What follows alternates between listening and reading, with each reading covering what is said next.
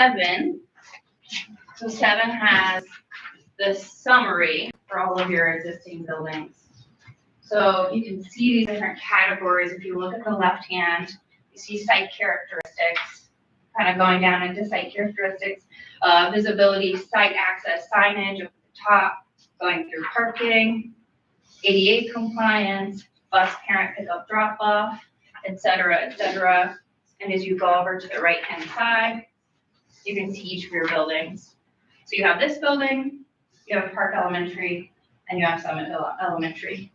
So you can see this building having a lot of greens and yellows that are in the site characteristics.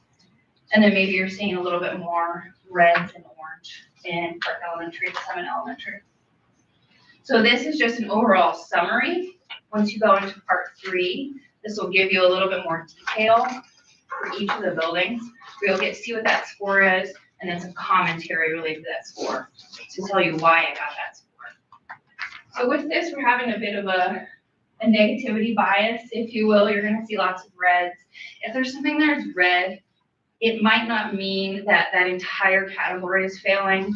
It might just mean that one aspect within that category is failing, or drawing attention to it. So for instance, something like windows.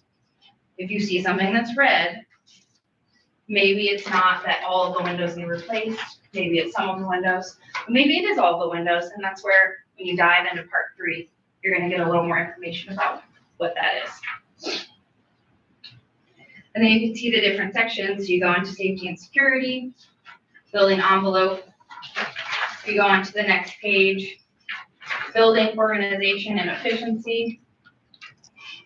If you look at something like number 2, proximity of shared spaces, or 3, corridor efficiency and supervision, this building you're getting yellows or oranges. In Park, you're getting some oranges. In Summitville, you're getting green because the way that Summitville is laid out is pretty efficient. It's kind of got a T shape to it. It has all the shared spaces sort of centralized in the building.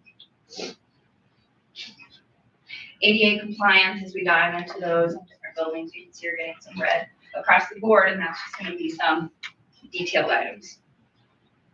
And then the next category is environment and teaching tools. We'll go on to page 9. Program and curriculum. We go on to page 10. Mechanical, plumbing systems, electrical systems. Seen a lot of greens in these, which is really great. That means a lot of MEP items are being very well maintained. All right, so we'll go on to part 3. Go on to page 12. So that shows an overall view of this campus's property. Kind of points out some different items on that property. On the left-hand side, you can see some facility information, so like the original construction, the number of enrollment, the grades that are in that facility, just kind of an overview for the building. If you go to the next page, this is the room number map, if you will. This building has 3 of them, so it has sort of the north portion of the building for what's often called the junior high. Then you have the south portion of the building, or especially the cafeteria and the main gym are. And then the upstairs of the building is on page 15. So that will just help you within this assessment. If we mention especially like a room number, you can go back into these and understand perhaps what those room numbers are.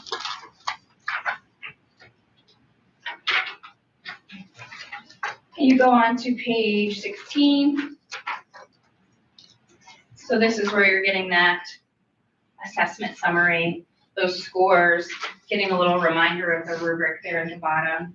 Again, with the junior high and high school, you're seeing a lot of yellows and greens for site characteristics, which is pretty awesome when you have such a large site.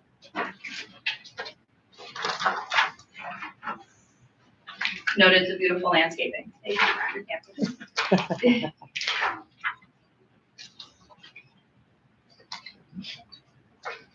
All right, so then you go on to page 17, and you can look at something such as the window or the windowsills under the building envelope category, you can see that that's red. So some exterior windows on the southeast side of the building are failing when leaking. One window in the office is reportedly cracked. Athletic director's office has a cracked window. So that's not all the windows in the building, but there are essentially a bank of windows that are considered to be failing.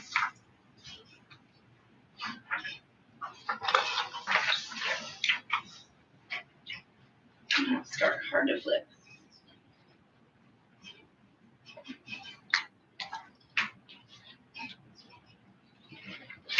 Right. And then if you go on to page 18, just pointing out some of the red items still. ADA compliance, you have door knobs, which door levers are required for ADA. So you have door knobs throughout the building. So kind of a little tedious item, if you will, that doesn't quite meet ADA.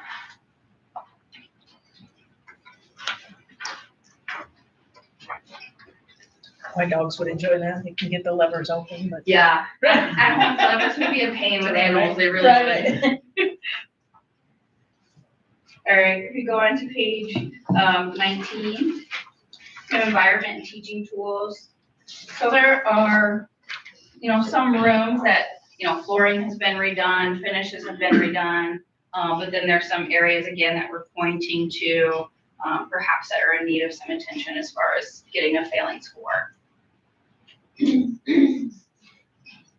have lots of wall tile throughout this building. It's actually really nice.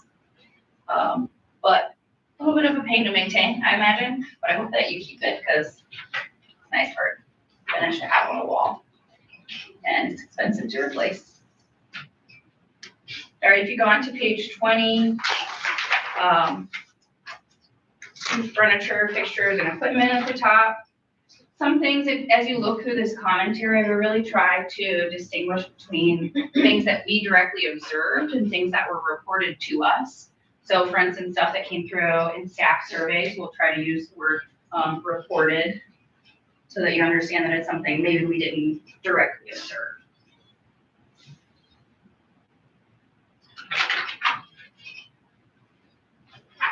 Okay. I'm gonna kind of keep going. There's a lot here. If there's anything you want to ask about, of course, you will have these copies to look through and see if there's anything that you feel is incorrect or missing. Please let us know. You might also notice that here on the bottom right-hand corner and on the cover it says draft.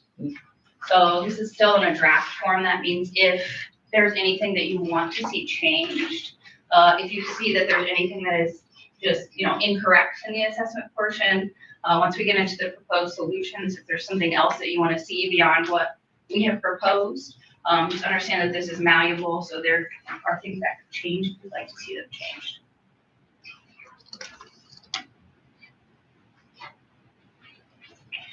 All right, we continue into, there's an architectural narrative. Following the architectural narrative, there are a couple of photos on page 25. So these photos, we like to call them the worst of the worst, really pointing out some of the items that especially relate back to something that we might have categorized as failing, just so you can see some things the way that we have seen them. So there's two pages of photos. So in that you can see a cracked window, you can see some missing floor tiles, you can see the upper gym, some ceiling tiles that are missing. We don't generally recommend a school ceiling tile for a gym for this reason, is that falls into going up there and popping them out a lot. If you go on to the next page, you can see overhead lighting being covered up in some classrooms. We see that a lot, and that's just because the overhead lighting can be really harsh. So some teachers want to control that. The ways that we would recommend controlling that would be to put dimmers in the classroom, to do different task lighting to allow a little bit more control. You can see some leaking on some windows from the east side of the building. So that's just water getting in from those windows. And then as you can continue on, there's a mechanical systems narrative. And then there's some photos for mechanical systems. Some things you don't see every day. Some of you don't see every day. There's an electrical narrative, some information about electrical systems in the building, some photos for that. A plumbing narrative. And if you go to page 36, we start with Park Elementary. And so same thing for Park Elementary, you've got the site showing you how kind of pick up and drop off is working around that site. Some facility information about it as well. And then as you continue on, you'll see the same things that you're seeing for the assessment portion for this building. You'll have a room number map. You'll have these assessment scores and their commentary. So for ADA compliance on the site, Park Elementary, especially noting there's not any ADA accessible playground equipment. There is a ramp that goes up into the mulched area, but unfortunately not any equipment there that is actually accessible.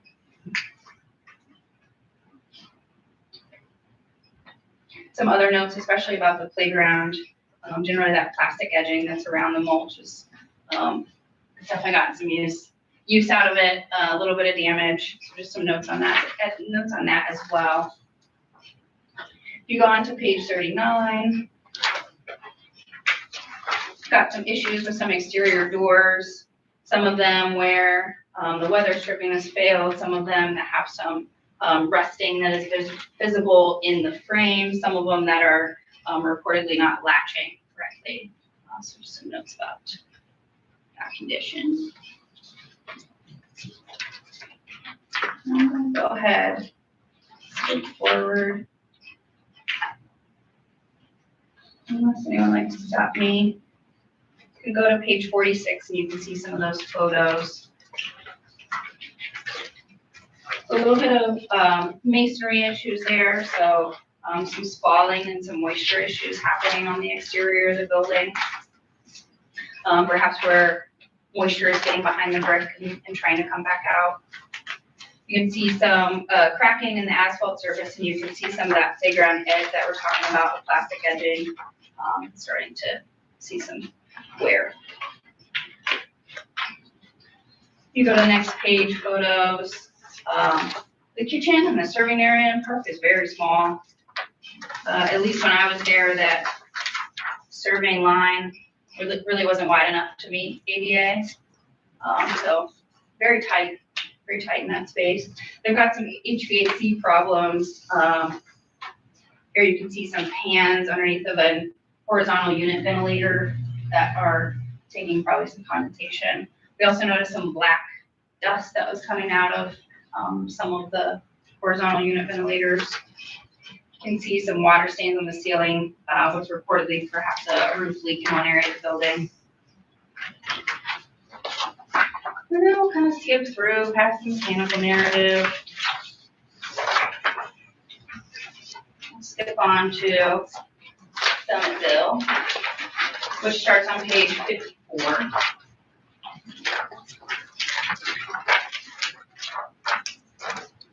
Same thing, informational page, and showing you the site. Information about the facility. So this building has a portion of the building that is used to be Oak Grove High School. So that was built in 1938. So that is the gymnasium and for the stage in the backstage area, what used to be a music room, it's not currently functioning as a music room.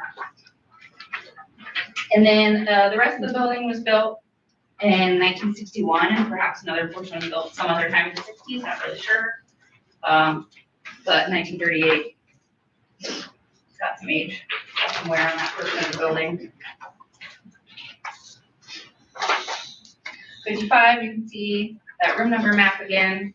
Perhaps you can kind of tell what I was talking about with the layout of it. You've got this almost T shape where all of your shared spaces are really centralized. It's kind of a nice layout.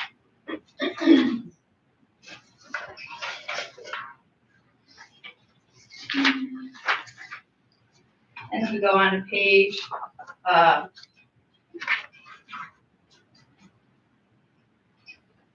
56, you can see site characteristics and summary. Oh no, guys, Might have made a goof. These summaries look like this in Park. They're repeated. So I'll have to get you on an updated one. Apologies. The commentary here is from Park Elementary, not from Somerville Elementary. But You're talking page 56, is that correct? That's so Park. it looks like as if even we go beyond Oh, no. 56, it seems like the entire table. Is that one correct? 56 and 38 are the same.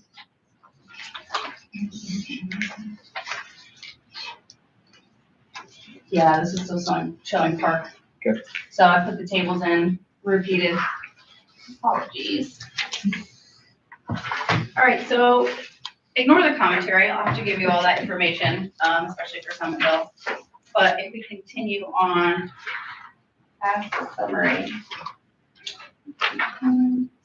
go into the architectural narrative.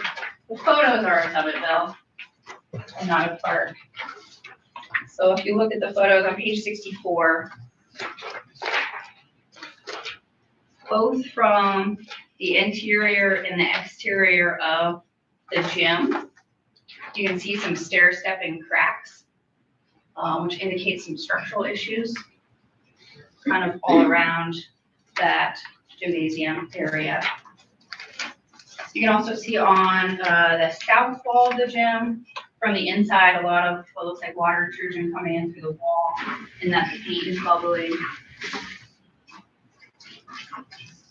You can see some deteriorating asphalt surfaces, some edging that's having some ponding water outside of it, the playground area. If you go to the next page, you can see again some of those stair-stepping cracks. So this is behind the stage. You've kind of got stacks of the stair-stepping cracks. In the upper right-hand corner, I'm not a mold expert, but if I were to guess, this does appear to be some sort of fungal growth on the roof deck. And that is back also in that 1938 portion of the building. So back behind the stage, back behind the music area.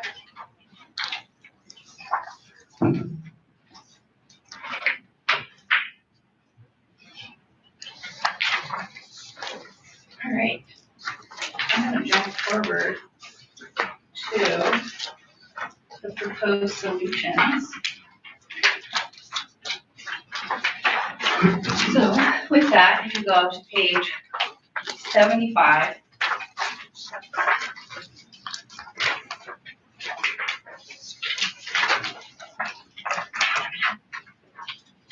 due to some structural issues, accessibility issues, other general maintenance needs, we would recommend the closure of Somerville Elementary, possible to demolish even a portion of it, especially the older portion.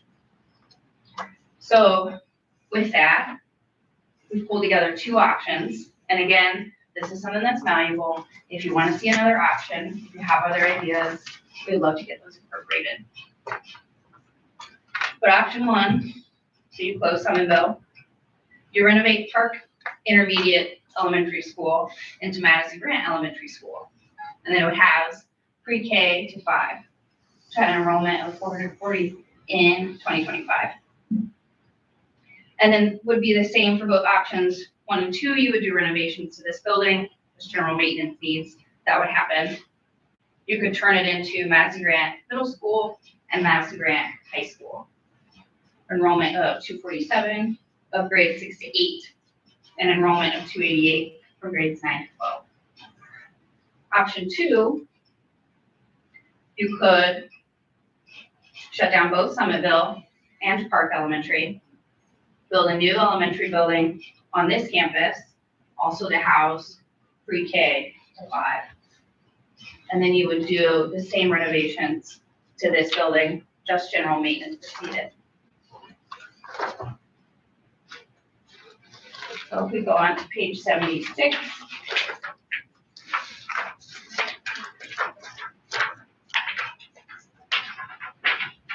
So here on page 76, you can see what is currently the senior high school building. Maybe it becomes a middle high school building. And we're showing different areas highlighted in different colors. So there's a color key on the left-hand side. And in that is showing things that are perhaps just a basic sort of renovation, things that might be more extensive renovations, not showing particularly any additions to this building. So just to give you an idea of kind of what spaces would be covered. And then if you go on to the next page, page 77. So here we have starting basically a shopping list of items. So you can see a recommended timeline, kind of similar to summary assessment timeline, where you're seeing things that we recommend doing immediately, things that we would recommend in a short-term timeline, things that would be perhaps in a midterm timeline. If they don't have any color, there's not really a timeline. It's just a recommendation. So you'll see some things that are in white. Those are just general recommendations with prices to it. So you can see for this building, there's a cost range on the right-hand side from low to high. In that red color, you're seeing about a 24 million to a 33 million. That is estimated cost range of doing all of the things that we're recommending. Now, is it realistic to do all the things that we're recommending? Probably not. But I would definitely pay attention to some of those immediate items or perhaps those short-term items. And this could also allow you to go through, again, this is malleable. If this is something where you're like, this should be in a different category, this should be on a different timeline, this shouldn't be included at all, something else is missing, you can insert things for that.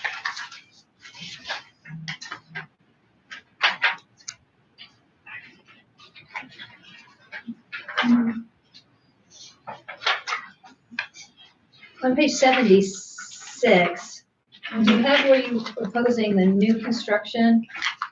Is this gray area here? So that's actually, and apology, it wasn't labeled, but that was just resurfacing or repainting that lot. Okay, so does this show the new construction option? No, not on this we're not recommending any new construction on this building. Okay, Just maintenance. just maintenance, okay. Just maintenance and renovations to what you have. Because you do have enough space to house middle school and high school. You can even potentially, if you wanted to, house fifth grade in this building. Obviously, it would start to feel a little tight, especially compared to how you've been in this building. But there is a lot of space here and a lot of potential without having to add anything onto the building.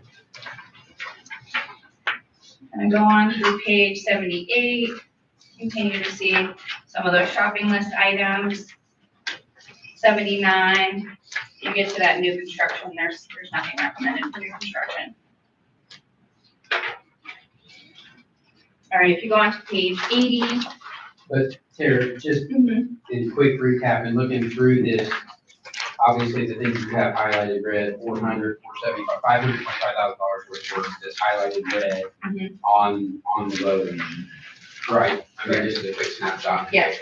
Yes, and at the end, we have put together what is being shown as immediate, short-term, midterm, so you can kind of see those all together, separated by building or totaled up across district. You'll see those total numbers at the end. But we can sink roughly $500,000 into doorknobs, becoming ADA compliant, some water intrusion light fixtures and canopies, replacing windows on the east side and a little roof repair work, right? Right.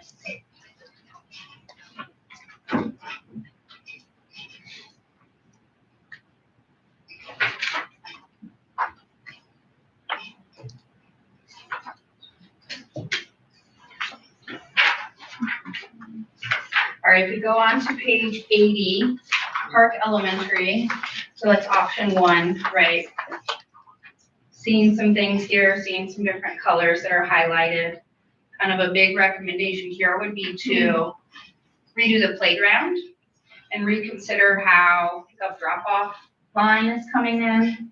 So you can see that blue dotted line, changing how that is coming around the building, basically taking the playground, putting it up next to the building so that those things are not crossing each other and you don't have parent pickup in between the playground and the building. Also an opportunity to refresh the playground. You could even have a pre-K to first area within that playground, a second to fifth area in that playground and some play surface. We're also recommending doing a roof canopy coming out of that door, so that could be functional not only for your parent pickup drop-off line, but it could also be utilized during recess, be connected to that.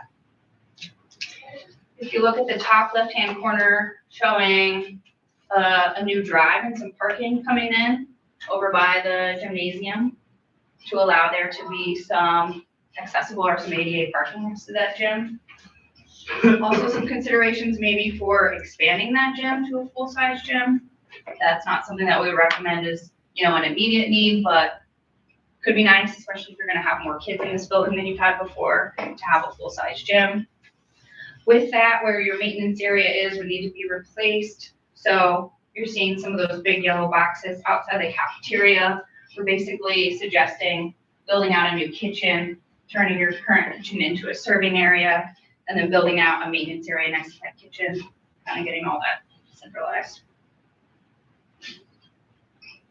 And then also doing some resurfacing, some renovations too, perhaps sidewalks and the basketball courts that are at the bottom left-hand corner. And then purple that you see in classrooms, that's classroom furniture. And then on the top right-hand corner, we've labeled it as future classrooms addition. So you could fit your current enrollment at pre-K to 5 within this building, will be tight. So the potential then to add on 2 classrooms, maybe with that you do some resource spaces, because sometimes those are taking up classroom spaces. So that way you have some support space and 2 other classrooms to fit more students.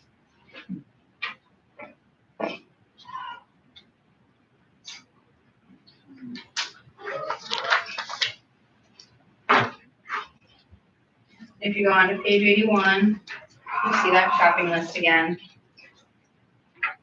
for Park Elementary.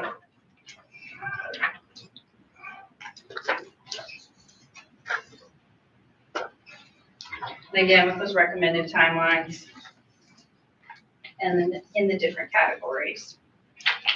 If you go to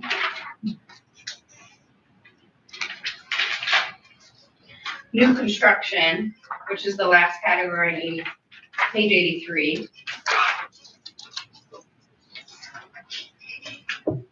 You're seeing roof canopy addition being kind of in immediate, expanding the cafeteria being an immediate to get those spaces larger. Again, if you feel like that's not an appropriate timeline for those items,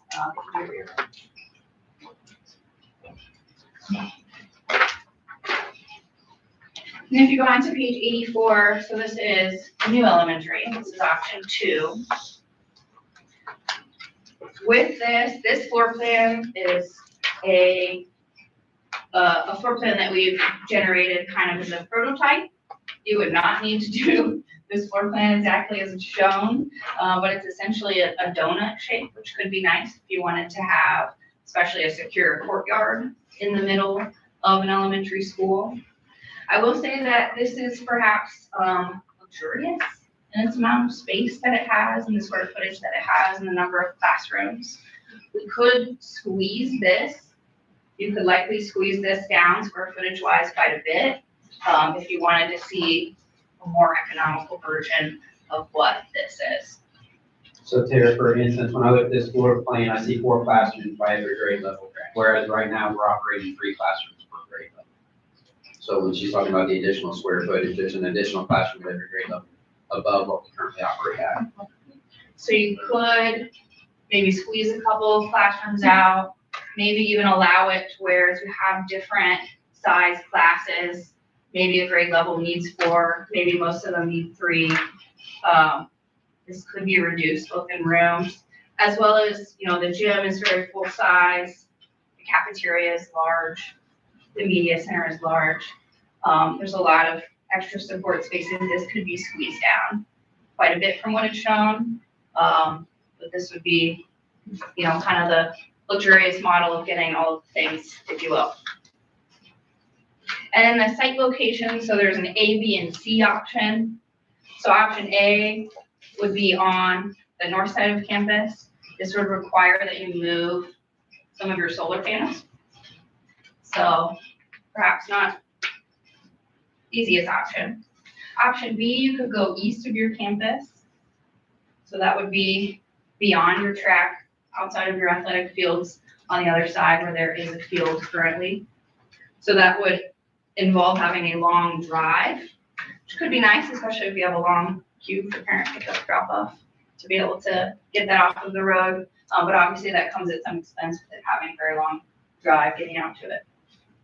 And then option C, perhaps you place it where your old tennis courts are. That could allow it the potential to connect to your existing building. You might notice that that would get you very close to some of your maintenance area. Again, don't have to have this footprint of a building. This could be reworked to make that fit better than what is showing here, but just an idea of the different placement options that you have on this campus. So then if you go on to page 85, that shows you the cost summary and range. So some different numbers associated with those site options. So the potential of that being a $30 to a $36 million cost in the way that it's shown.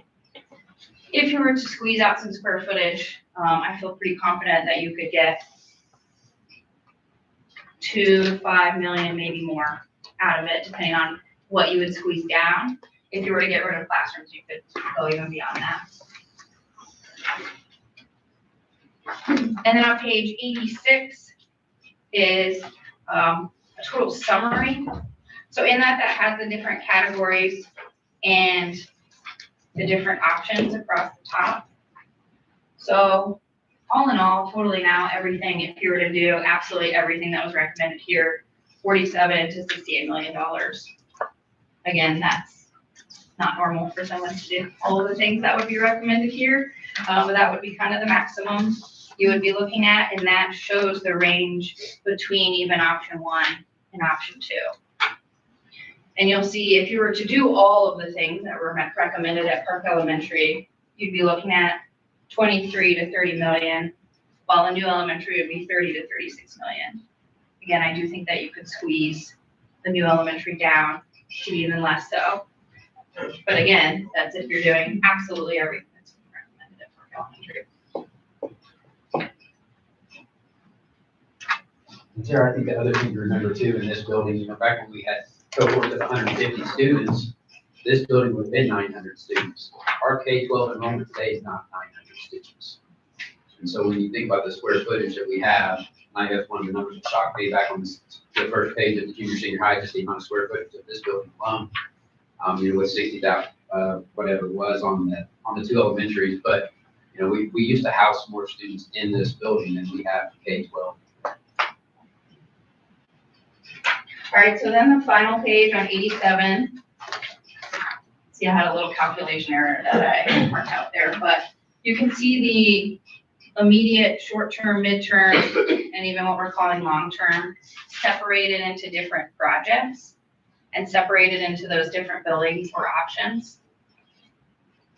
So overall, what you're seeing recommended as an immediate project being a 6.9 to 36 million is a significant range. That's because that would be the high end of building a brand new elementary would be at that $36 million range. And then the bottom table shows an immediate total project. This is taking into some considerations, contingency for the project, as well as soft costs for the project. So really, realistically looking at a range of 8.2 million all the way up to 48 million at the highest. It's a lot of numbers. All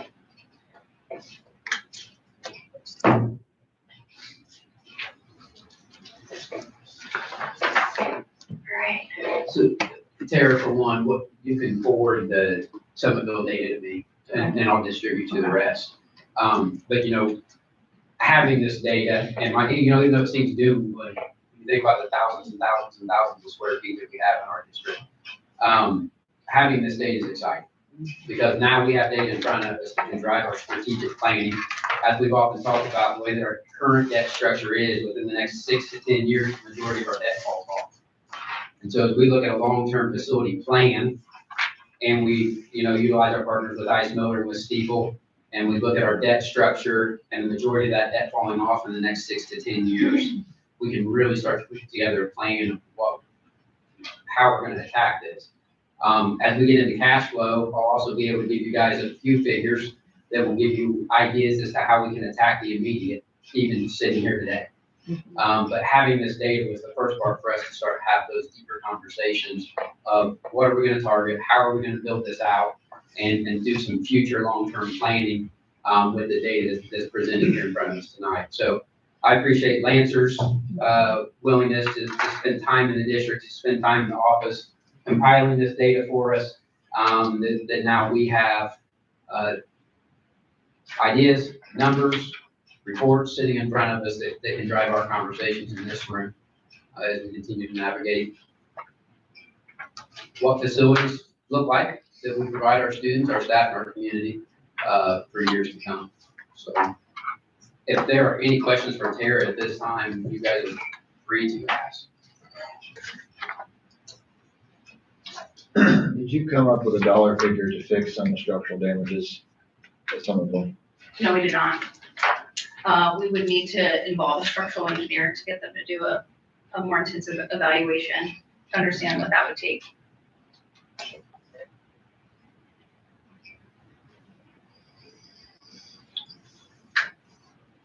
You know, like- Any idea on cost of that? Any idea how much that would cost? For a structural evaluation, we can find out. Yeah. Agree.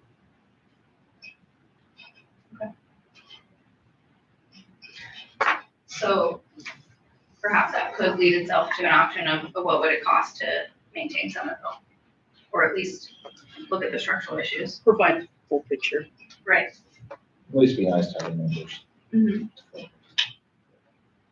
We're gonna drink from the fire hose. Let's drink from the full fire hose. Like, Understood.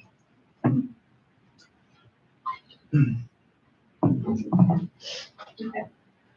Apologies again on the data not being correct for Somerville. It's pretty important to this overall assessment, so I'll make sure that gets out there. And then again, this is malleable. We'll look at what it would take to do a structural evaluation. We'll see if there could be another option here where you do some maintenance on that building. And I think that's why she has this labeled draft. She's presented this to you guys now tonight. We can gather feedback, and then I'll come back to you guys with feedback from our board as far as next steps or additional requests or whatever that may be. Sounds good. I got a couple questions. Mm-hmm. While Somerville stays open, do you think that we'd have more room for students during construction that will make it easier to do the work at Park, Perhaps, yeah. cost-wise? Yeah, that could make a lot of sense. Okay. And if we filled Park up, then we would be relegated to summer as far as quite a few of the items, Relegated to summer. construction schedule. Perhaps, especially if you were to do like a kitchen.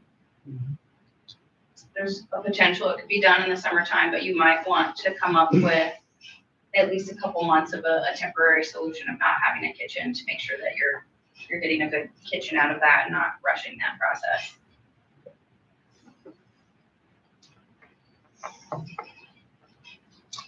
But as far as the classrooms, if you were to add on the classrooms, those would be pretty easy to add on without affecting the rest of the school.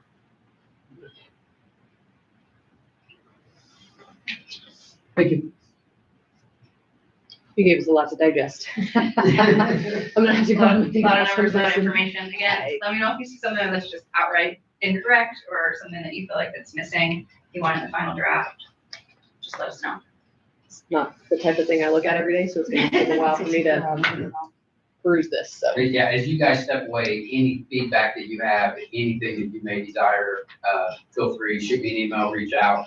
I'll start to compile a document that I can then share with our team of answers that they can go back and provide that additional data for you. Because this was provided in a public meeting, is this something we provide to the public, or do we? I think right now with it still being in draft status, I think Okay. it's the reason for the conversation tonight, and then that's to provide some feedback before we finalize anything. I think once something became final, then at that point we could publish. And then can we also maybe redact or quiet the security concerns? You know. In the sort of final product, that we've done that before, we've redacted information, basically Yeah. deleted it before it was published and Just- available to the public. For safety concerns. Understood, yeah, especially when it lists door numbers. Right, and things not always working so perfectly, so. Terry, Tara, thank you guys. Thank you. Yes. Well, if I could just say, I've been coming here for, visiting you folks for almost 8 years, and it's been a pleasure to work with Steve throughout, I think, all that time. And he's been awesome to work with. I look forward to working with him in the future, but, you know, Madison-Grant is one of our preferred clients, and a lot of that has to do with Steve. So, thank you, Steve, for your service. Thank you guys for your time tonight, Yes. coming and presenting this. Appreciate it. Be careful heading back. Tara, I'll leave that.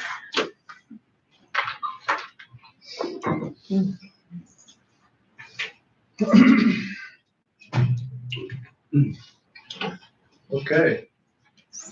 We're ready for approval of the minutes for the school board meeting and executive session held on January 6th. Ask for your approval at this time. Need a motion for the approval of minutes, please. First by Mr. Stanley, second by Mrs. Martin. All those in favor? Motion passes. Approval of vouchers. We have some EFTs for $51,334.26. Check number 10159 for $30,381.60. Payroll on January 16th for $266,819.06, for a grand total of $348,534.92. I ask for your approval of the vouchers at this time. Any questions on vouchers? Need a motion for approval. First by Mr. Haynes, second by Dr. Sneed. All those in favor? Motion passes. Next, for the approval of personnel, they've been loaded into your files, folders, and I ask for your approval of the personnel at this time. Any motion for the approval of personnel, please? First by Dr. Sneed, second by Mr. Stanley. All those in favor? Motion passes. Next, we do have a few donations for Park Elementary. We had $500 worth of Walmart gift cards from Harmony Christian Church, funds to be used for the Needy Family Fund. And we also had $500 donated from Harmony Christian Church to Somerville Elementary School for funds to be used for the Needy Family Fund. And I ask for your approval at this time. Need a motion for the approval of donations. First by Mrs. Longacre, second by Mrs. Martin. All those in favor? Motion passes. Approval of fundraisers. We have many fundraisers. We're getting close to Valentine's Day, and apparently that's the time to do them. So first, Mrs. Duckles selling Valentine candy from February 9th to the 12th, with the funds going to National Elementary Honor Society. And request permission to sell snowflakes for $1 a piece. Those funds are going to the Peyton Manning Children's Hospital. And permission to conduct cupcake wars, which is my favorite. And that's also going to fund National Elementary Honor Society. And then permission to have after-school dance on April 23rd from 3 o'clock to 4 o'clock to support, once again, the National Elementary Honor Society. Chris Dishman is part of that as well, and Mrs. Rainey. So I ask for your approval at this time for that fundraisers. Then Mr. Herdiak and Mr. Walters are asking permission to hold annual baseball youth camp on February 22nd to March 8th. They do it on a weekly basis. Money raised there supports baseball program. And I ask for your approval for that whole group of fundraisers tonight. Need a motion for approval of fundraisers, please. First by Mrs. Longacre, second by Mr. Stanley. All those in favor? Motion passes. Actions items. Mr. Mann? So the first action item you have in front of you tonight is a resolution or seeking approval to adopt a resolution to transfer amounts from the education fund to the operations fund for calendar year, budget year 2026. This would be our authorization to transfer up to the state allowable 15% from education to operations. Need a motion for approval of transfer, please. First by Mr. Stanley, second by Dr. Sneed. All those in favor? Motion passes. The next resolution I'm seeking approval for this evening is approval of the appropriation resolution. What this allows me to do is move appropriations within the same fund, not within multiple funds, but within the same fund from appropriation line to appropriation line to keep us balanced within each fund.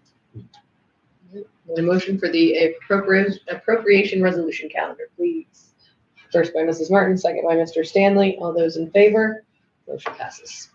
The final resolution I seek approval for this evening is the resolution authorizing prepayment of certain invoices for calendar year 2026. And those would be invoices that would be due prior to a board meeting, utility bills, whatever it may be, but just authorizing permission. Those still would come to you through claims, so you would still see those, but just authorizing us to be able to pay those prior to the meeting. Any questions? Need a motion for the prepayment of invoices. First by Mr. Stanley, second by Dr. Sneed. All those in favor? Motion passes. Next item is approval of the 2026-2027 school calendar. Normally we do this a little sooner, and I apologize for getting it to you later. I have had a couple calls and people wanting this to know so they can plan their vacations for next year. With collective bargaining this year, we moved it back a little bit. Mr. Pyle and I threw emails back and forth for about, seemed like 20 or 30 times, but we put it up for election last week, and it became our first option on the calendars. So I asked for your approval at this time. Question. Yes, sir. Who is on the calendar committee? Who is on the calendar committee? Yes. Well, in past, we've had 2 or 3 people on the committee. This year, I had me on the committee because collective bargaining, some of our teachers that early on did not have the capacity with all the collective bargaining and everything else. It seems like a lot of times we have the same people volunteering for the same items. Sure. And that's a lot to throw on them. So I collected the calendars and I put them together and then I sent them out for a vote. Thank you. Any other questions? We need a motion for the school calendar for 26-27, please. First by Mr. Stanley, second by Dr. Sneed. All those in favor? Motion passes.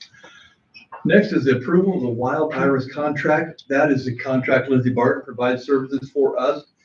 She does a broad range of things as far as doing a lot of stuff on our social media, tracking our social media, advertising social media.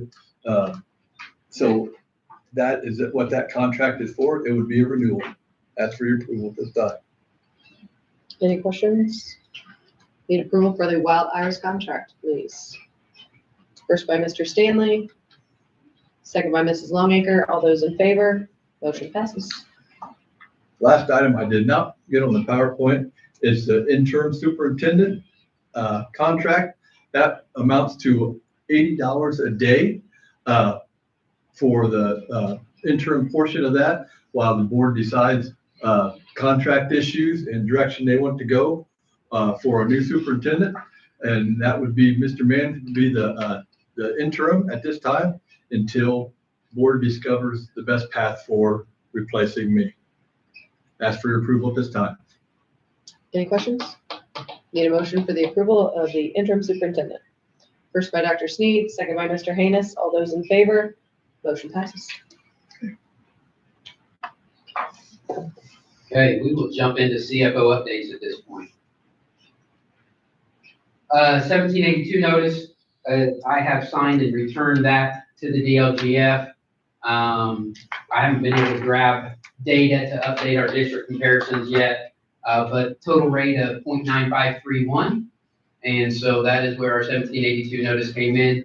We did know that with property tax reform in the most recent legislative session, we were going to see a slight uptick in that rate. So that is where the 1782 notice landed. for budget year 2026. December cash flow, let's jump into it. And this is what I will tie back to the long-term facility study presentation we just heard a few minutes ago.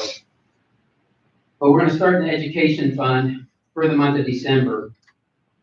For the month of December, we started with a fund balance of $4,112,546.54.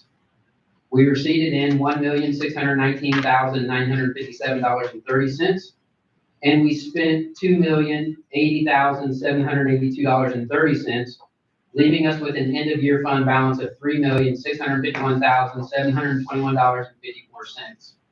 Now, in the month of December, expenditures were a little high. I did transfer $693,000 to the operations fund. That equates to a 3.93% transfer. So where we're authorized to transfer up to 15%, we've transferred 3.93% this year. And that was in the tune of the $693,000. With that transfer, that left our education fund $25,000 in the black for budget year 2025.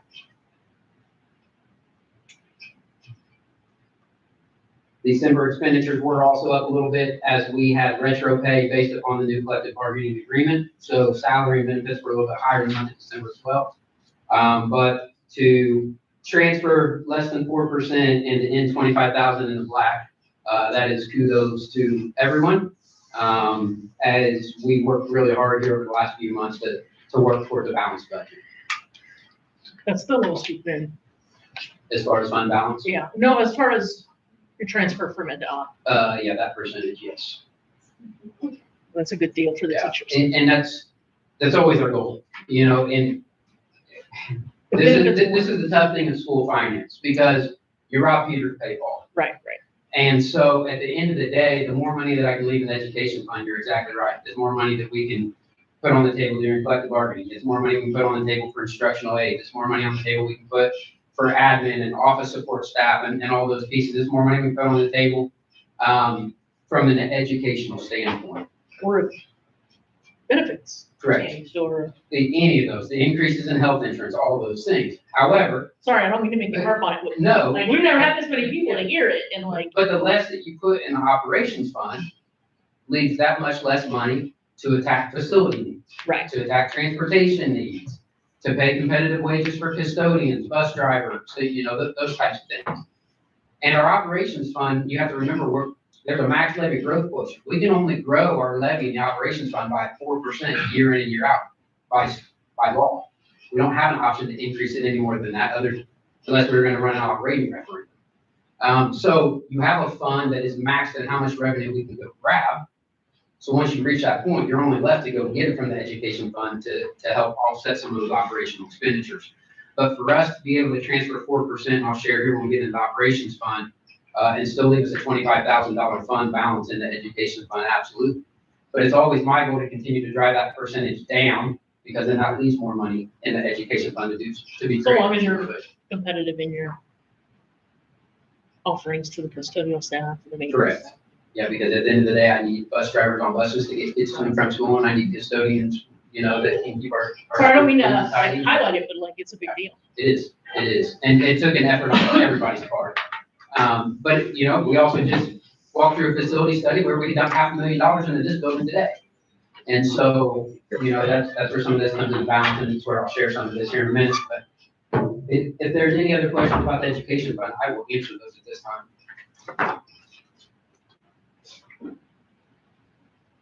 Hearing none, we will jump right into our debt service fund. For the month of December, we started the month with $1,447,537.63. We received in $359,051.98, which was our Madison County property tax revenue. We paid our debt lease payments, $1,292,369.30, leaving us with a fund balance of $514,220.31. That is a spend down of fund balance of a little over $118,000. But again, that is legislatively impacted because we have a max fund balance we're permitted to have in debt service. So we were at that max fund balance. They forced us to spend that down. And so that's why there's that decrease in fund balance. And again, that max balance is based upon the year in which we took the debt issuance. You're allowed older debts, I think 2014 and prior, up to 50% of your annual lease payments. Anything newer than 2014 is 15% of your annual lease payments. So that's how that's calculated, but that is why there's a reduction there in our fund balance that is required by law. Assuming no questions on debt service, we will move to operations. In the month of December, our operations fund started with $2,613,072.25. We did receive in a little over 1.2 million at $1,229,455.66, which of that was some property tax revenue from Madison County in the month of December, as well as the $693,000 transfer from the education fund. We spent $379,841.24, and this is misleading, and I'm going to bring clarity to this, leaving us with a fund balance of $491,105.70 in our operations fund. However, of that $491,000 fund balance, $466,000 of that is encumbered. So, in my world, we've spent $466,000 of that, even though we haven't written a check here today, leaving us with a fund balance of $25,000 in the operations fund as well. So if you talk about that and you talk about an encumbrance, we have some air handler control upgrades, software upgrades that our previous system reached end of life that we had to invest in, and that's in the tune of about $120,000. We were waiting on a reimbursement for the school safety grant. Remember, the school safety grant is a matching grant where we pay 50% and the state pays 50%. And so we had an encumbrance outstanding of roughly almost $70,000 on that. And we have an open encumbrance of $273,641.70. Now, you guys just sat here and listened to a long-term facility study. We're on the back end of a construction project in 2023 that has a remaining fund balance of $880,000. We have $270,000 encumbered on 2025 budget. So right now we're sitting at about $1.1 million of cash that we have in hand today that we can allocate towards some of those needs that have been identified in the facility study this evening. Obviously, 1.1 doesn't fix it all, but 1.1 gives us a number to have in the back of our minds as we go back and we look at this study and begin to identify and structure out a strategic facility plan as we move from today through the next 10 years and how we're going to attack our needs, how we're going to address the most immediate. But right now, between our construction fund, that again has to be spent by September, or at least allocated, plus the $270,000 of encumbrance in the operations fund on 2025, leaves us roughly $1.1 million to start doing work today. So as we continue conversations, as we continue to review the long-term facility study and develop a plan, just know that that's what we have today to be able to spend on facility needs. So. Also, I was gonna say, we did encumber $438,000 off 24 and 25, correct? Previous. So technically, if we wouldn't have moved it over a year, you would have been showing another. Correct. 438,000 in the black. Correct.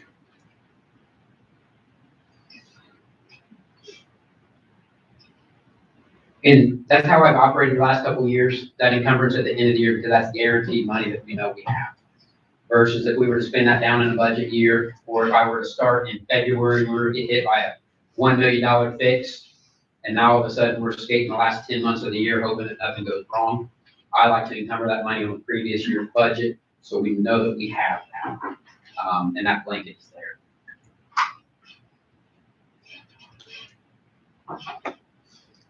There are no other questions in the operations fund. We can jump to rainy day, which is really simple because rainy day saw no activity, and we continue to have a balance in our rainy day fund of $1,746.36.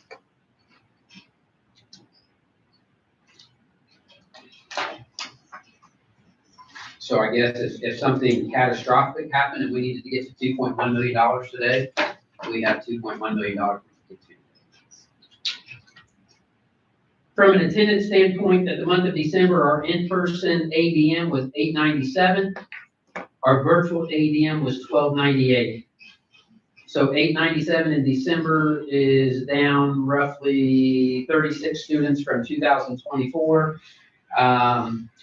And virtual is up from 1184, so 16.98.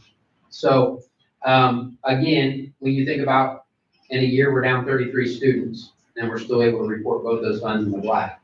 That takes an effort on our principal's part, on our teacher's part, on our operations team, on everybody to get that work done. And so that is where we ended the year 2025.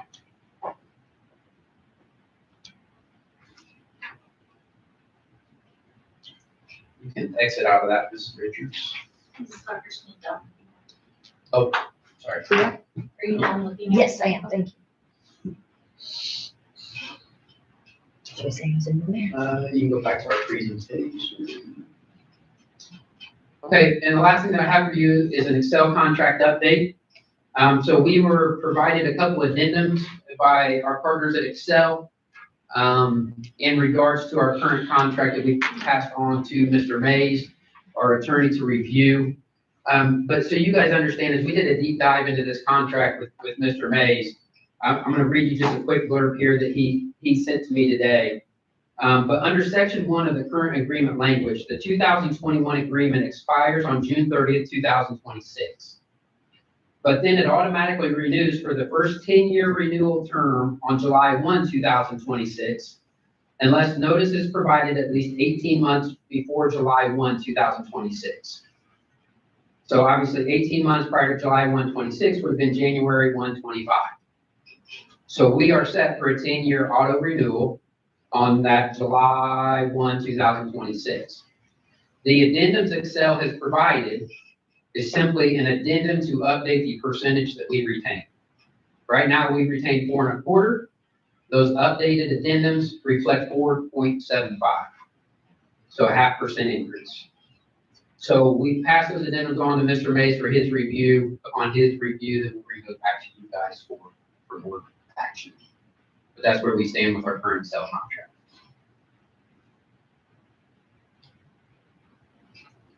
And if there are no further questions for me at this time, I will get out of the way.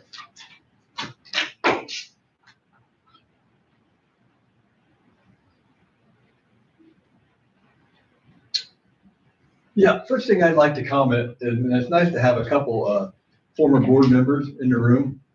And that transparency that Mr. Mann delivers in as far as finances has evolved. And Aaron's sitting over there grinning because he was part of how that started out, that transparency. It's grown, and that's more than a lot of boards get when they get that financial statement. So I just want to give kudos to Mr. Mann again for that report. First, weather updates. I continue to talk about this. Once again, we had another day. We have one remaining day where we can cancel a makeup day. We still have 3 e-learning days in our pocket that we can use, and then we start synchronous learning. All those days outside of face-to-face teacher instruction is not as good as e-learning days. It's not as good as the synchronous. So we're using those first. We talked to the association about that early in the year, how we would do that. And so that's the way we'll continue. So hopefully the snow people will think that we don't need any more. I don't know if that'll happen or not, but we're hopeful. Next, teacher appreciation grant funds. That's been submitted to the state. We're just waiting to hear back from them that everything's great on that, and we'll keep moving with that. I wanted to bring about some bills tonight. We're right about halfway through this session, and there's some interesting stuff in there that is going to affect education. Senate Bill 78 and House Bill 1034 kind of work hand in hand. Talks about communication devices, and if this bill passes, you have 2 options. You can either tell your students to leave their devices at home, or we have a storage facility for these devices here that they can't have while they're here in school. Those are the two options these bills present. Just throwing that out, that will be interesting. That discussion has been interesting so far. There's been changes already. A lot of schools are really happy with just the way that law sits right now. So we'll see where that one goes. Child care and CCDF limits, they're really working hard at that because Senate Bill 1 kind of eroded CCDF a little bit. So they're working on that, increasing those limits to CCDF pays for child care. That's a big one too. Age verification, Senate Bill 129, age verification for social media. That's real interesting. I don't know how they're gonna monitor that, but they're looking at a verification plan for social media that would prevent limits for children under 16 to use social media. We'll see where that one goes as well. Senate Bill 159 is going to be interesting and costly. This bill is suggesting, and we already filter our devices at home. Our children take stuff home, our students take devices home, they're already filtered. This bill would investigate the possibility of parents having a switch, if you will, at home to strengthen those filtering options. Don't know where that's going to go. That will be costly for a lot of schools. We already have that provision here that we filter them already. Some schools don't filter when they go home. So they're looking at, that's going to be, if I was guessing, that's not going to be a funded initiative. That will be something that we need to come up with, which is never a pleasant decision. The last one I really kind of like, House Bill 1098, work-based learning liability under 18. That's a big issue because some of the places that we want to put our students for work-based learning, we can't do it because they're not covered by the facility's insurance.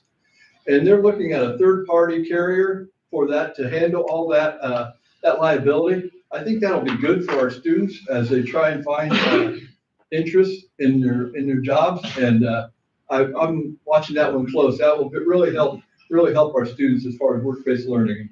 And I'm really interested to know where that one's going to go.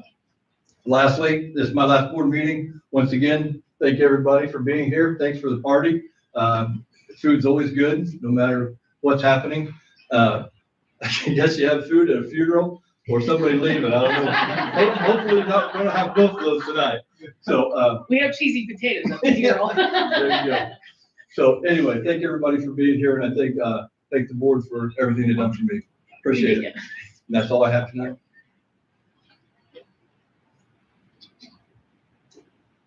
Public expressions. The public is always invited to speak before the board. Please stand and recognized by the president and state your first and last name. Comments should be addressed to the board and be limited to corporation issues only. No complaints or accusations regarding personnel can be allowed during this public discussion time. Time limit of 3 minutes will be given. If more than one person represented for a group, only one spokesperson will be heard. No hands. Nobody, nothing. Okay.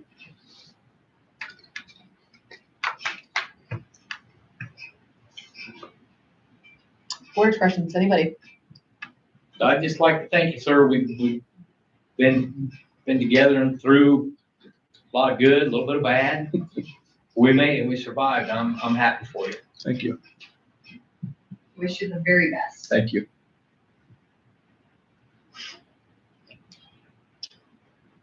Sure you'll make waves there too. So, but we appreciate everything. Thank you. Said. Your hard work and your dedication to this school corporation has been immense. So Thank you. Appreciate thank you.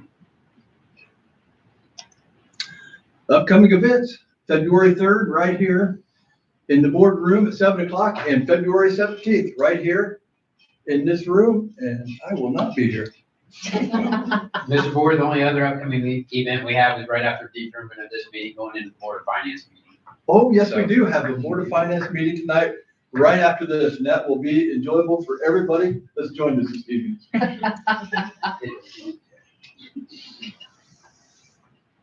Need a motion for adjournment, please. First by Mrs. Longacre, second by Mr. Stanley.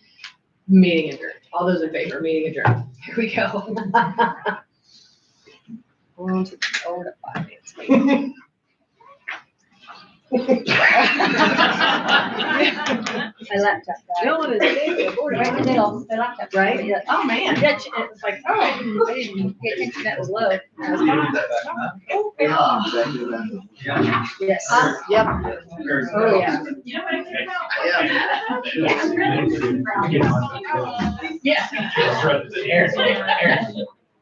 Over here. I think you put these down.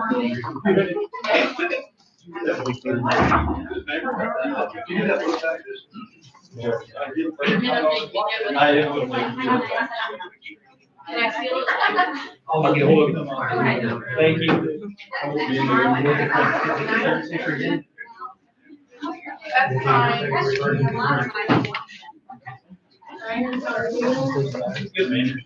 You want to do that?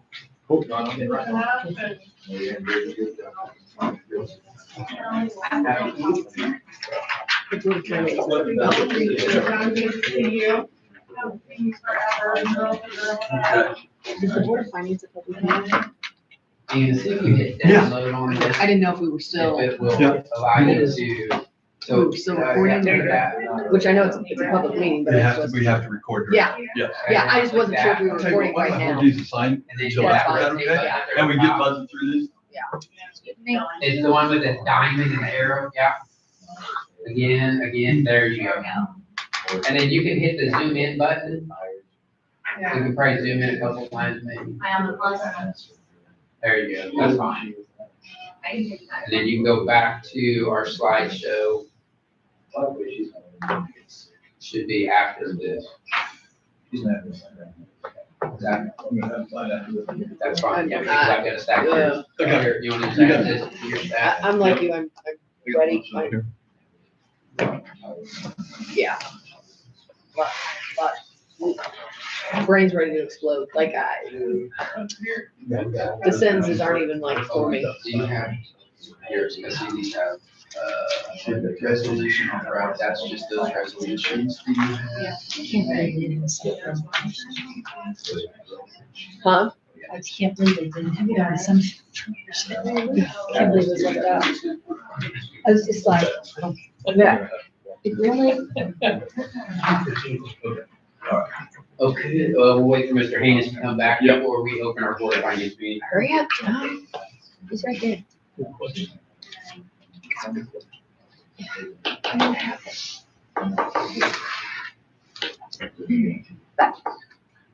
Because we all make mistakes. Who's that, Tara? I actually read it. Didn't catch it. Didn't catch it. Did you read it? You caught it? But I thought it was a draft, so I thought. Is it drafted? I did not. It was overwhelming, I thought. Like, yeah. I browsed the color A lot of coding and then I went to It the has a last lot of 4 information. pages. Yeah, I know. whatever the last And 4 pages are. That's why I said, I don't look at stuff like this every day, so I'm gonna literally have to try and. Well, Huh? You did it in 3 days? Over 3 days. Oh, and And over. bite-sized chunks. And you, that would have And been you the know what smarter. most of know this what you're is. doing. Cause Yeah, I you know what sat, you're doing. I sat at my office and just Yeah. on my couch read it and just, it would have been better to read it in 3 separate nights. So we ready? John, to sit down. We saw that. We can start over there. Finally, get the secretary. See ya. Thank you, Mary Jo. Hurry up, John. Okay, at this time, let's call to order our Board of Finance meeting. The first agenda item on the meeting is election of officers. So we will first, I don't even remember who was who, to be honest with you. But I will preference this, that and I know I briefly mentioned this the last meeting, but I would prefer that I become a little bit more involved with the president of the Board of Finance, at what level we could develop that and to have those conversations. But whoever we elect as the president of the Board of Finance, I would at least like to have additional meetings with them outside of this meeting, our regularly scheduled board meetings. just to review items together, to have conversation, to continue to keep things in front of us. So just keep that in mind as we take nominations for president of the Board of Finance.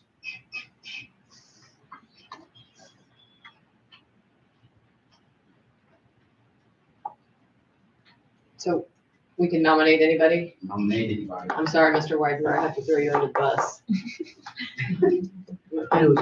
I nominate Mr. Whitener. I'll second that. All those in favor of Mr. Wyberg being president of Board of Finance? All those opposed? Congratulations, sir. It is you, Mr. Wyberg. Now, this is your meeting to run now. Agenda? It was uploaded, but I got you. Secretary, now we'll take nominations for Secretary of Board of Finance. Nominate John. Mr. Heenis. I second that. All those in favor of Mr. John Hayes being the Secretary of Board of Finance? All those opposed? Motion passes. Okay. The next agenda item that we have outside of the election of officers is our depository selection. And so the resolution that I have in front of you, I'll first start with Somerville Elementary, that it would be Fairmount State Bank as our depository, so seeking approval for Fairmount State Bank to be the depository for Somerville Elementary School's ECA account.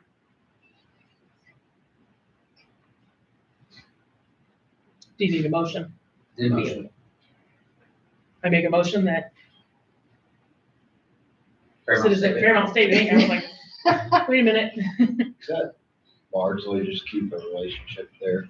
That's what I understood. Is that what they want? I mean, That money's there. It works for our elementary ECAs, and so we just have it. I don't know, when we switched to First Farmers, I don't know why we left those two ECA accounts there. I can't tell you that, But it does feel like a little bit of a balance, yeah. community-wise. I make a motion that we keep the Somerville ECA accounts within the citizens, or the state bank. Fairmount State Bank. Fairmount State Bank. Second time. Okay, all those in favor? Motion passes. The next is the depository for Park Elementary School ECAs. That recommendation is also that that ECA account remains at Fairmount State Bank. Motion by John. Second by Bruce. All those in favor? The next, I am recommending that First Farmers Bank and Trust be the depository for Madison-Grant Junior Senior High School ECA account. Motion. Motion by Wendy. Second by Lisa. All those in favor? And finally, I am making a recommendation that First Farmers Bank and Trust be the depository of the Madison-Grant United School Corporation Bank account. Motion. Motion by Amanda. Second by Wendy. All those in favor? We'll jump right into our investment report. So our elementary ECA account, so interest earned for Park Elementary on their extracurricular account for calendar year 2025 was $99.57. Somerville Elementary's was $61.25. Excellent. That will give you a little bit of an idea of the amount of money in those accounts. Madison-Grant Junior Senior High School's ECA account had earned interest for 2025 of $8,830.41. I'm sorry, which account was that? That was the Junior Senior High's ECA account. As a district, we utilize First Farmers Bank and Trust as its provider for district banking through calendar year 2025. The total interest on this checking account for the district in calendar year 2025 was $437,774.07. Now, that was split between operations fund and our 0703, which was our 23 construction fund. Okay, so our operations fund received $329,751.70 of that. And the 0703 Series 23 Bonds Fund received $108,022.37 of that. So that's how that was distributed, there. Now, in December 2024, $468,107.84 was placed in a 12-month CD as part of our 2024 GEO bonds. Interest earned in 2025 was $20,043.40. This bond matured on December 10, 2025 and was rolled into a 6-month CD earning 3.81% over the 6 months. It will mature on June 10, 2026. Originally, we thought we were going to need that money about March of this year to pay for buses that we have on order. But now we're being told that it will be early fall before we see those buses. So we just went ahead and rolled it right into a 6-month CD that will mature on, what did I say, June 10th. So to give you an idea, in 2020, our district account earned $17,226.40. So an extra $420,000 helps. Inflation isn't all bad. But that is your investment report. Investment income policy 6,000, policy 6144 is basically where it gives us what we are permitted to do with our investment income, which basically we're allowed to receive it back into a fund in which the dollars were to come from, which is exactly what we do today. So legally though, by law, our fund balance on that construction fund, I had to allocate a percentage of interest earned based upon our fund balance back to that fund. So that's the reason that interest was split between the two, but it all sat in one bank account. Okay, now we will get into our financial condition report. And this is for the fiscal and qualitative indicators determined under Indiana Code 20-19-7-4, which comes exactly off the DUAB department or DLGF, there, what is Department of Local Government Finance. DLGF, but DUAB is unit, hang on, is it, I can tell you. DUAB stands for Distressed Unit Appeal Board. There we go. So they compile this report for us, and I'm just going to walk you through it while I've also supplemented some of my reports. Here's our cover sheet. There's our fall student count ADM. That is fall of 24. So that is not fall of 25. That's fall of 24. That is in-person and virtual ADM. There was our 2025 net assessed value and our estimated population. Scroll down a little bit, and I've teased the net assessed value of Park Forest. Keep going here. Maybe hit zoom in another one there, Anna. No, right there. Okay, so this just gives you historical trends from 2018 through 2026 of our certified net assessed value. You can see that we had seen a steady climb for a period of time until 2026, where we do see a slight decrease of 1.4%, which is a direct result in the slight uptick in our rate. If you scroll down a little bit further, this will show you how everybody else's percentages that they've seen of growth or decline in some neighboring districts close to us. And that is just for your viewing pleasure, just so you have a little bit of an idea of where we stand from the assessed value standpoint.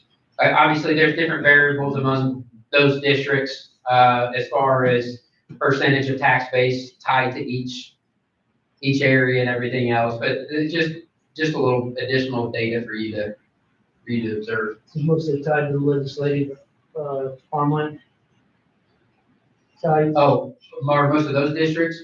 Well, most of the negative ones that I see there. Correct, are tied to ag land. Yep. What's that?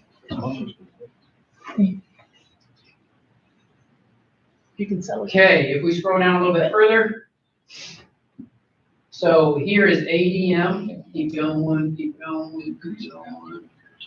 Now you can scroll over. Oh, you're gonna have to zoom back out now, sorry. So a little bit more. Okay, so you can see here, they have this broken apart by fall in-person, fall virtual, spring in-person, spring virtual. Here's what I will tell you. 2015, in-person ADM was 1,252. 2025 was 919.83. So down 332 students in that 11-year span, 10-year span. Virtual 2021, 187. 2025, 1,146, up 959 students.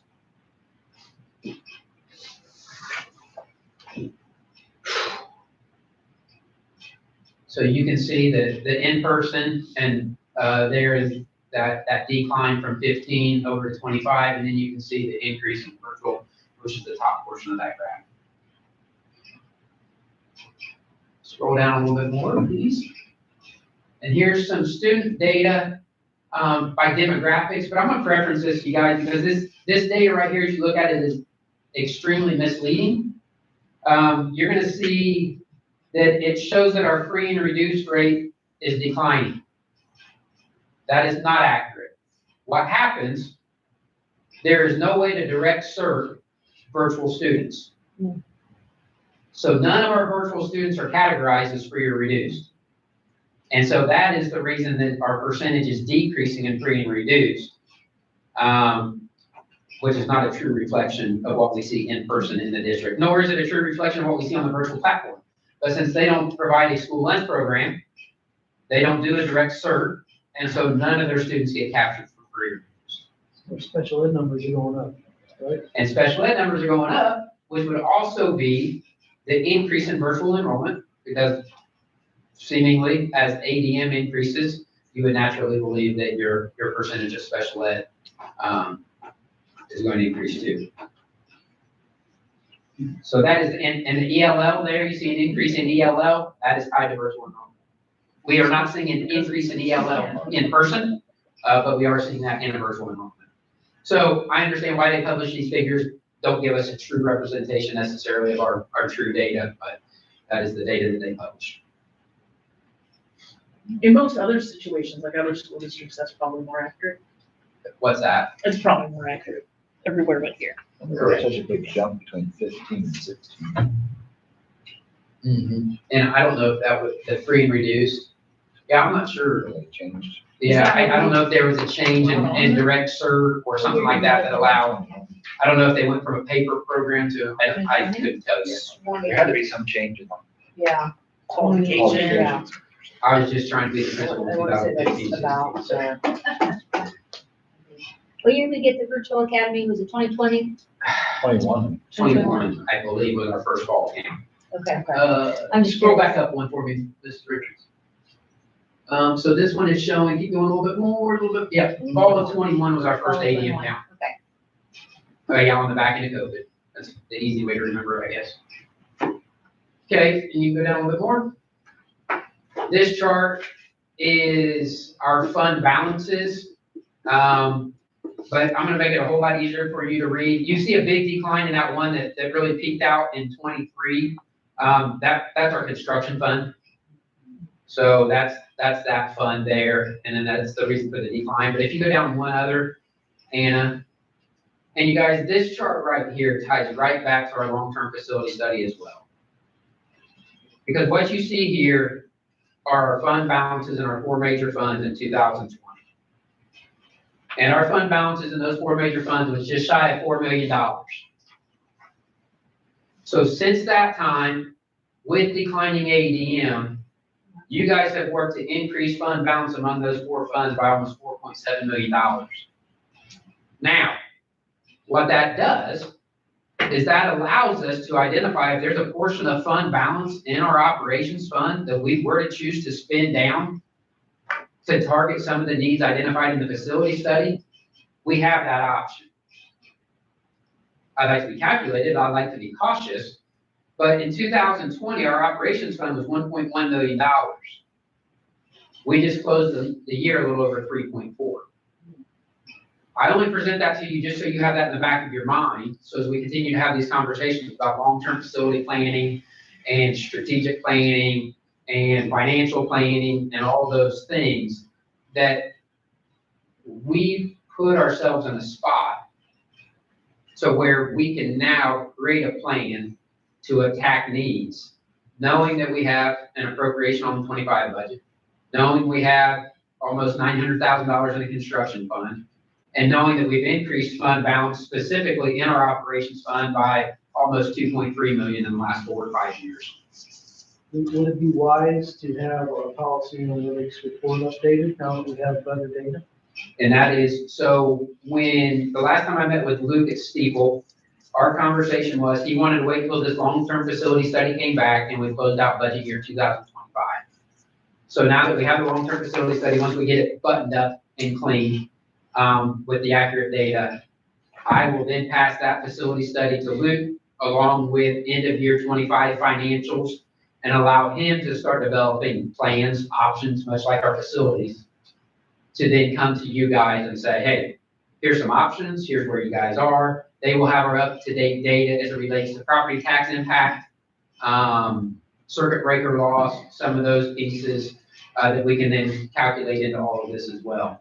But the thing that I would like to praise you guys on is over the course of this data here, to know that our ADM is down the way it is, that we've increased teacher salary from 36.3 to 45, and we've been able to do this, is a testament to us working proactively, strategically, conservatively, to put us in a spot where we can have conversations about how we're going to address the facility study rather than saying, oh my goodness, how are we going to fix anything? In your opinion, how much, I'll just stick with the operations fund. How much would you say would be benchmark to not go below that number as form of just? And that is a number that I've already asked Steve before, is to give me a percentage of, and one of the slides we're going to get to is percentage of expenditures. Give me a percentage of expenditures that is the average in the state that districts have in their education fund and in their operations fund. So go ahead and scroll down a little bit more, Anna. I'm not sure if it's the next one or not. This is annual deficits surplus. You can go down a little bit more so we can see the bottom of that graph. Let me see here, what note did I make? Spend down of the construction fund would be the reason that you see that there, because obviously we didn't receive any revenue in 2025 for our construction fund, but we continue to spend down that fund.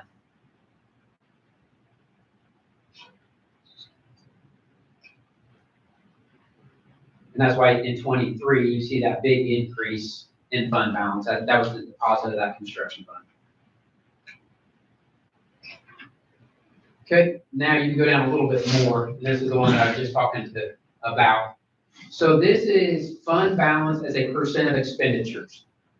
So this indicator considers the ability of the school corporation to maintain operations in the event of delays in revenue by utilizing existing fund balance to fund operations. Fund balances for this metric include the education fund, operations fund, and rainy day fund. So they use our fund balances in those three, compare those to our expenditures, and that is where they come up with this percentage. And that's where I don't have an answer for you tonight, John, in regards to what that is.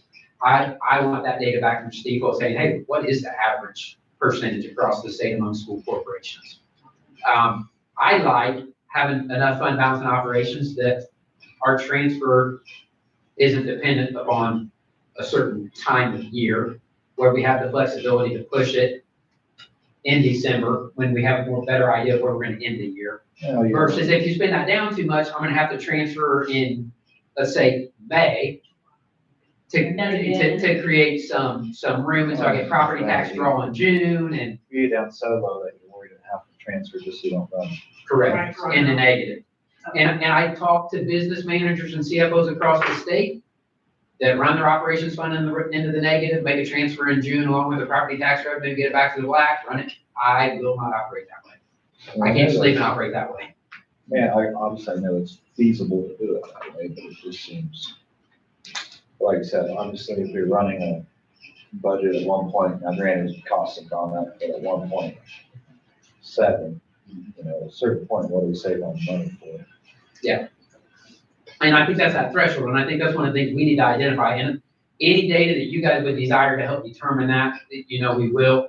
I just know when I slid into the seat, it's one of the things that I lost sleep about, and it's not that we were in a terrible fiscal place, but it's no different than personal finance for me. I was gonna say, like. Like, if I someone want could 6 answer months of that, expense, because if something happens to me, I wanna know that for the next 6 months, Like, I don't have to worry about how I'm gonna pay a mortgage, or how I'm gonna make a payment. and that recommendation is 3 months, but, yeah, like, Yeah, so I'll get that data from Steeple when I provide this data to them,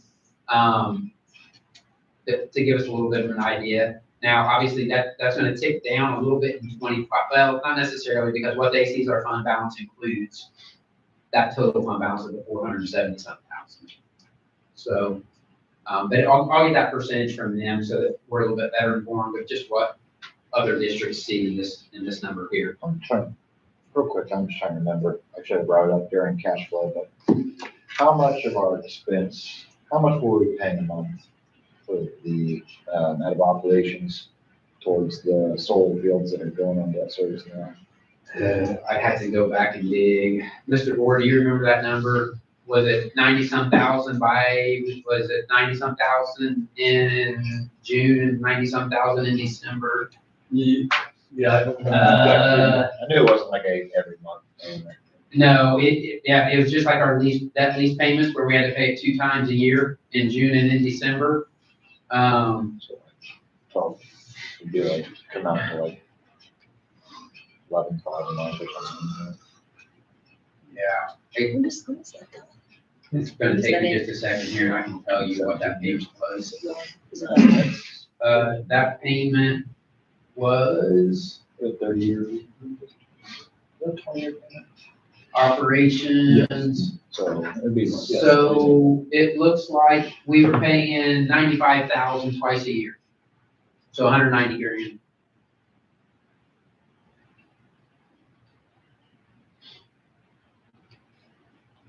That's a hard project to get a good handle on if you came into the board when it was all made. Like, I don't know, maybe you all understand it. I just don't have, and like Lisa, do you feel like you have an understanding on like that solar project and? I mean, I came in. I don't understand that at all. Yeah, I'm always like, oh, wait. So we only have three of them that one. That's a really hard thing for me to. And that's something, Wendy, I mean, if any of you guys desire us to bring them in to present to you, guys, because there has been turnover in boards, like I think I was honestly the assistant principal when we did that project. So even in my seat, I don't have a true, so if we want to, if you guys think that would be valuable for me to bring them in and have them present to you guys just that project again and how it benefits the district and that sort of thing, I'm more than happy to arrange that. You guys just tell me that you guys would desire that. It's the only thing I've ever been interested in for that project really, because I mean, money is, I mean, that's. Just remember, that wasn't just a solar project, an energy savings project. So not only did we get a major upgrade in our electrical feed to the building, that was part of it, and changing all the lights to LED. So there was a lot involved in that, not just those that involved in that energy savings. My only interest, I mean, is kind of pure interest, how much electricity does we're producing new and how much we're producing now. That's just kind of interesting to me. There's a As they degradation. age, is there a drop off in, output that they're producing? I don't know. I just feel like I'm like lost on those, and I don't know that it matters. Like, I don't know that that's a waste of our time to even talk about because it doesn't really come up. There's nothing to do now, Yeah. right? It's like,